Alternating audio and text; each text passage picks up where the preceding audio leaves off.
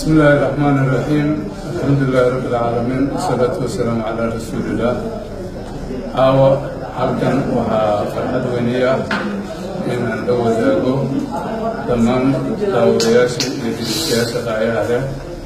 la socon doona barnaamijkan oo aan ugu bishaareynayo in maanta ay noo suurto gashay inaan hawada gelino TV ay leedahay dowlad goboleedka galmudug oo la yiraahdo galmudug TV-gaas oo hawshiisa waqti dheer ay soo qaadatay tan iyo markii la aasaasay dowlad goboleedka galmudug waxaa ilaahay fadligiisa maanta noo suurto gashay inaan hawada gelino dadaal badan iyo howlgal badan oo laga sameeyey kadib insha allah TV-gu wuxuu noqon doonaa TV ka shaqeeya danaha bulshada iyo deegaanka dowlad goboleedka galmudug. TV-gu wuxuu noqon doonaa TV la howlgala TV-yada kaleetooda ee ka jira dalka guud ahaan gaar ahaan deegaanada ku xeeran iyo TV-yada ka jira dowlad goboleedyada iyo kuwa qaranka iyo kuwa gaarka loo leeyahay intaba wuxuu noqon doonaa mid wax weyn kusoo kordhiya howlaha maqal iyo muuqaal ee dowlad goboleedka galmudug annagoo og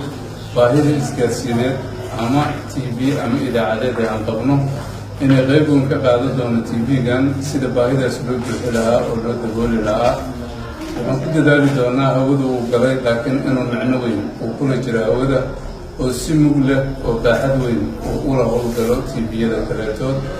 waxaan u rajeynayaa dhammaan shacabka dowlad goboleedka galmudug iyo guud ahaan ummadda Soomaaliyeed inay ka heli doonaan ama ay ku raali noqon doonaan adeegyada uu bixinayo TV-ga galmudug TV. sidoo kale waxaan usii hambaleynayaa raggii hawsha badan geliyay juhdiga